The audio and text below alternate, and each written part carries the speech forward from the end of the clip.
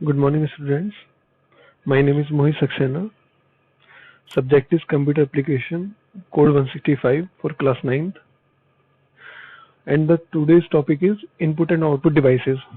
As you know that in my last video, I have explained the input devices, and in this video I will explain the output devices. So let's start with monitor.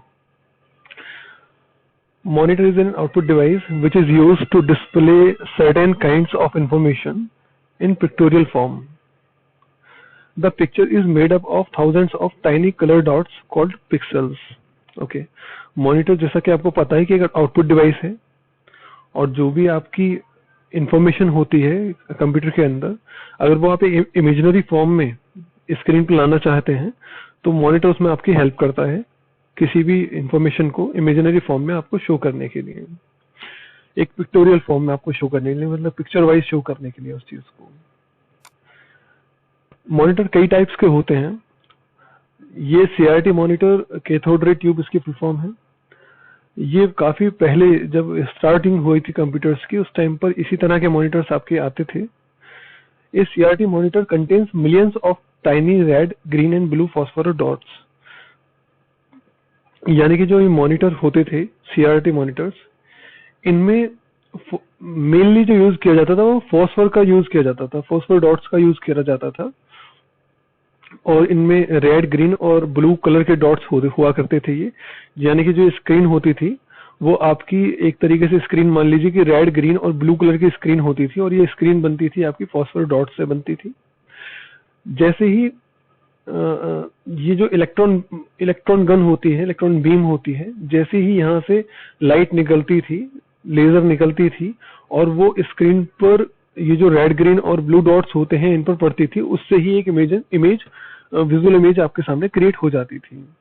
यानी कि ये जो screen है, यहाँ पर एक screen होती थी, एक यहाँ पर स्क्रीन होती थी, लेकिन ये जो स्क्रीन आपके सामने यहाँ पर है, इस पर फॉस्फोर डॉट्स बने रहते थे रेड, ग्रीन, ब्लू कलर के।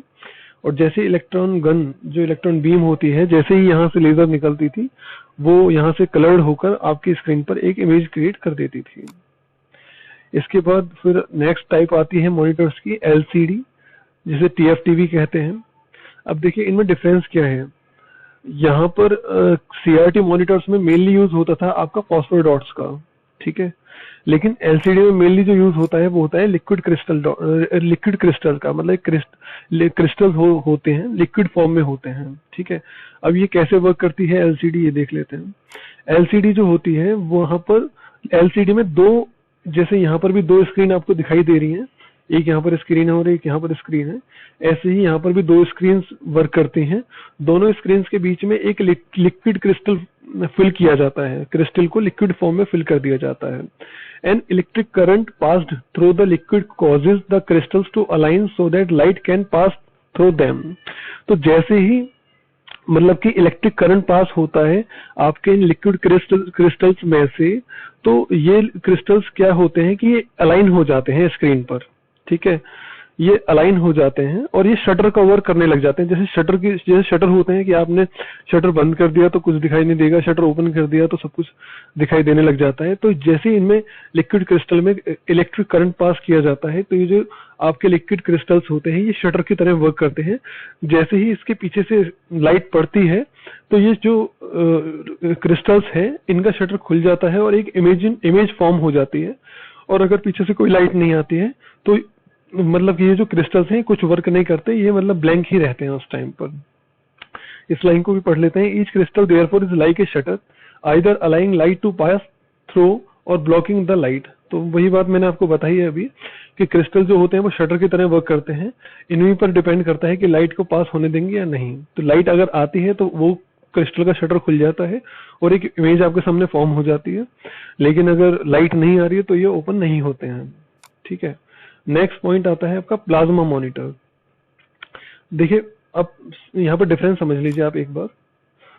सीआरटी मॉनिटर्स में फॉस्फोर डॉट्स का यूज किया जाता है, एलसीडी में आपके लिक्विड क्रिस्टल्स का यूज किया जाता है, और प्लाज्मा जो है, प्लाज्मा मॉनिटर्स, यहाँ पर आपकी गैसेस का यूज किया जाता है। वही सेम प्रोसेस है, दो मिरर्स के बीच में गैस फिल की जाती है और जैसे ही इस गैस पर लाइट पड़ती है तो यहाँ पर भी एक इमेज फॉर्म होने लग जाती है। आप इस डेफिनेशन को पढ़ेंगे तो यही चीज आपके सामने निकलकर इसमें भी आएगी। तो ये होते हैं आपके प्लाज्मा मॉनिटर्स।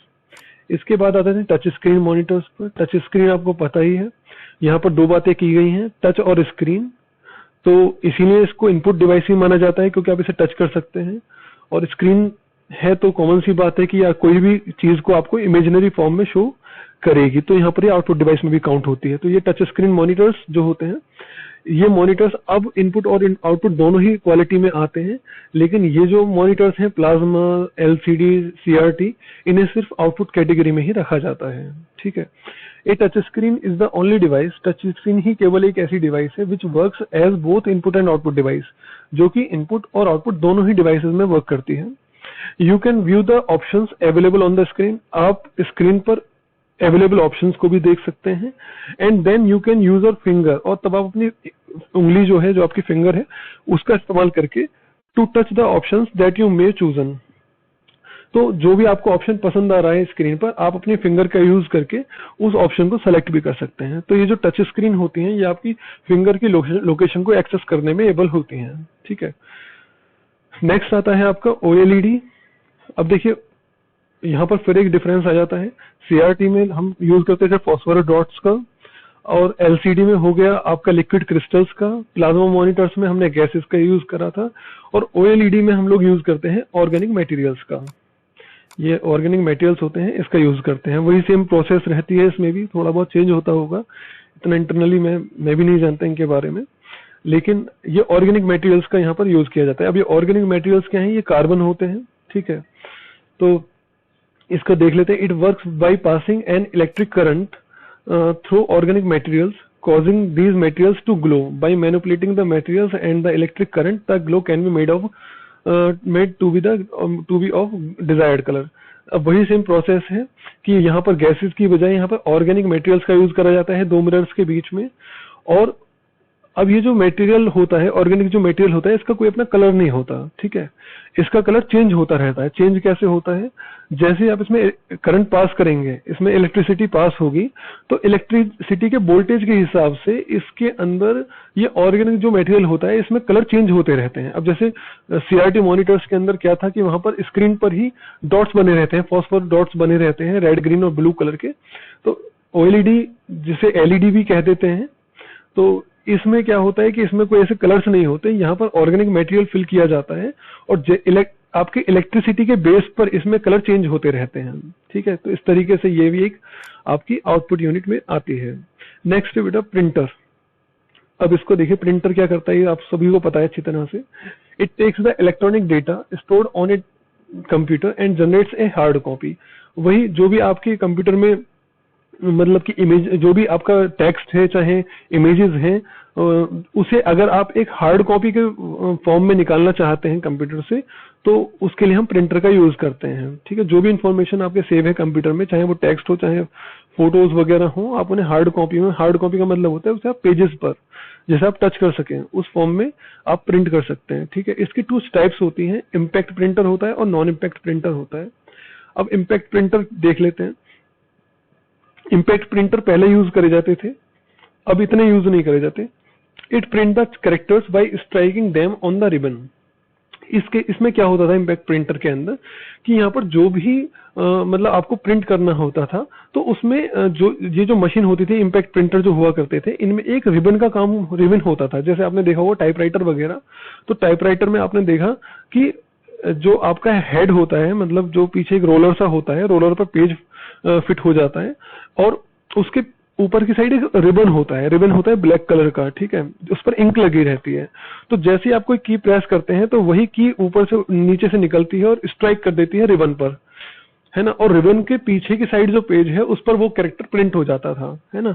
तो इम्पैक्ट प्रिंटर उन्हीं को कहते हैं। जैसे वो टाइपराइटर होते थे, तो उन्हें भी हम इम्पैक्ट टाइपराइटर कह सकते हैं। तो इम्पैक्ट प्रिंटर क्या होते हैं कि इनमें एक रिबन वर्क करता है और कैरेक्टर आता है, कैरेक्टर उस रिबन को हिट करता है और उस तरीके से पेज पर प्रिंट हो जाता है। तो it print the character by striking them. Striking means hit करना, hit on the ribbon, which is then pressed on the paper. Example dot matrix printer, तो इम्पैक्ट प्रिंटर का एक एग्जाम्पल भी था डॉट मैट्रिक्स प्रिंटर। बाकी आपको मैं बता रहा हूँ टाइपराइटर जैसी प्रोसेस करता है वही सेम प्रोसेस इम्पैक्ट प्रिंटर भी आपकी करता है। नेक्स्ट पॉइंट आ जाता है non impact printer. Non impact printer होता है मतलब जिसमें कोई रिबन का यूज नहीं होता है, ठीक है, इसमें कोई रिबन वर्क नहीं करता है, यहाँ पर डायरेक्टली आप मतलब कि लेजर के थ्रू वर्क होता है, और यहाँ पर ना कोई इंक का यूज होता है, इस तरीके से बस लेजर का वर्क होता है। अब कैसे डेफिनेशन देख लेते हैं। It can print the character without using ribbon, यहाँ पर कोई रिबन का इस्तेमाल नहीं होता। They are high quality, cost effective and produce high quality prints. आज के टाइम पर लेजर प्रिंटर का यूज होता है, ये जो आप देख रहे हैं सामने ये भी लेजर प्रिंटर ही है, ठीक है, ये एक बार में एक लाइन प्रिंट करता है लेजर प्रिंटर जो होता है। तो आई थिंक आप लोगों को प्रिंटर क्लियर हो गया होगा। आजकल घरों में ये लेजर प्रिंटर का ही यूज किया जाता है, और फोटोकॉपी की शॉप पर भी आपको मोस्टली लेजर प्रिंटर ही देखने में मिलते हैं। अब देखिए प्लॉटर क्या है। पहले ना प्लॉटर के आप एक बार जरा इस इमेज को देखिए, इसका साइज देखिए प्लॉटर का, ठीक है, और ये पीछे एक लड़की खड़ी हुई है, गर्ल है यहाँ पर, तो आप सोच सकते हैं कितनी बड़ी मशीन होती है। अब देखिए मैं इन दोनों का कंपैरिजन करूंगा। पहले तो आप ये समझिए कि प्रिंटर और प्लॉटर दोनों का ही काम होता है प्रिंट करना। किसी भी सॉफ्ट चीज को हार्ड कॉपी में कन्वर्ट करने का काम दोनों का होता है, प्रिंटर का भी और प्लॉटर का भी, ठीक है। लेकिन अब डिफरेंस समझिए। प्रिंटर तो आप लोग जनरल पर्पज के लिए यूज करते हैं, A4 साइज पर पेपर पे कुछ भी प्रिंट करने के लिए आप लोग प्रिंटर का यूज करते हैं। लेकिन प्लॉटर का जो यूज होता है वो आपके मार्केट पर्पज से होता है। जैसे कि सपोज इलेक्शंस में बैनर वगैरह छपते हैं बहुत बड़े बड़े, तो उन जो बैनर के छपने का काम होता है वो इन प्लॉटर से कराया जाता है, ठीक है। ये काफी बड़ी मशीन होती है, मैंने पर्सनली भी इसको देखा हुआ है, काफी बड़ी मशीन होती है, और मतलब काफी नॉइजी होती है उस टाइम पर जब ये वर्क करती है, और हीट बहुत जनरेट करती है। जब ये चलती है तो इतनी मतलब रूम में इतनी ज्यादा हीटिंग हो जाती है कि पर्सनल एक इसके लिए ही एसी लगाना पड़ जाता है, इतनी हीट जनरेट करती है।